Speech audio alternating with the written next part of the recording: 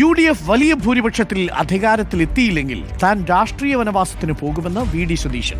UDFന് 100 seat കിട്ടിയില്ലെങ്കിൽ സതീശൻ രാഷ്ട്രീയ വനവാസത്തിന് പോകുമോ എന്ന വെള്ളാപ്പള്ളി നടേശന്റെ വെല്ലുവിളി ഏറ്റെടുത്താണ് പ്രതിപക്ഷ നേതാവിന്റെ മറുപടി.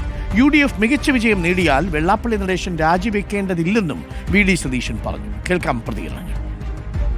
100 സീറ്റോടുകൂടി കോൺഗ്രസ് അധികാരത്തിൽ വരുമെന്നാണ് അദ്ദേഹം ഇന്നലെ പ്രഖ്യാപിച്ചത്.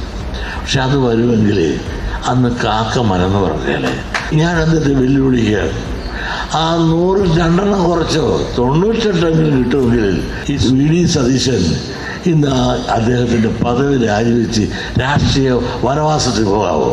UDFനെ നല്ല ഭൂരിപക്ഷത്തോടു കൂടി അധികാരത്തിലേക്ക് തിരിച്ചു കൊണ്ടുവരാൻ കഴിഞ്ഞില്ലെങ്കിൽ ഞാൻ രാഷ്ട്രീയ വനവാസത്തിന് പോകും, പിന്നെ എന്നെ കാണില്ല. അത് ഞാൻ സമ്മതിക്കുന്നു. അദ്ദേഹം മാറണ്ട.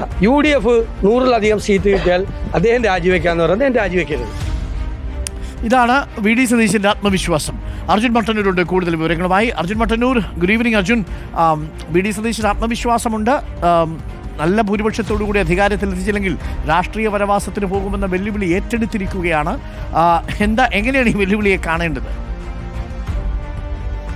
ഡോക്ടർ അരുൺകുമാർ, SNDP യോഗം ജനറൽ സെക്രട്ടറി വെള്ളാപ്പള്ളി നടേശനും പ്രതിപക്ഷ നേതാവ് വി ഡി സതീശനും തമ്മിലുള്ള വാക്പോരുകളും വെല്ലുവിളികളും തുടരുകയാണ്. UDF അടുത്ത നിയമസഭാ തെരഞ്ഞെടുപ്പിൽ 98 സീറ്റുകൾ നേടി അധികാരത്തിൽ വന്നില്ലെങ്കിൽ വി ഡി സതീശൻ രാഷ്ട്രീയ വനവാസത്തിന് പോകുമോ എന്നായിരുന്നു വെള്ളാപ്പള്ളി നടേശന്റെ വെല്ലുവിളി. ഈ വെല്ലുവിളി വി ഡി സതീശൻ ഏറ്റെടുത്തിരിക്കുകയാണ്. 97 സീറ്റുകൾ നേടി UDF അധികാരത്തിൽ വരും എന്ന പരിണിതപ്രജ്ഞനായ വെള്ളാപ്പള്ളി നടേശന് പോലും ഉറപ്പുണ്ട്. ഞങ്ങൾ കഠിനാധ്വാനം ചെയ്ത് അത് 100 സീറ്റിന് മുകളിലേക്ക് എത്തിച്ചുകൊള്ളാം.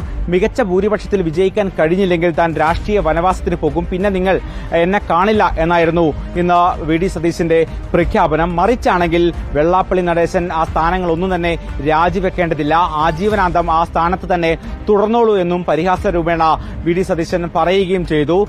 കഴിഞ്ഞ കുറെ കാലമായി വെള്ളാപ്പള്ളി നടേശനും വി ഡി സതീശനും തമ്മിലുള്ള വാക്പോരുകൾ തുടരുകയാണ്.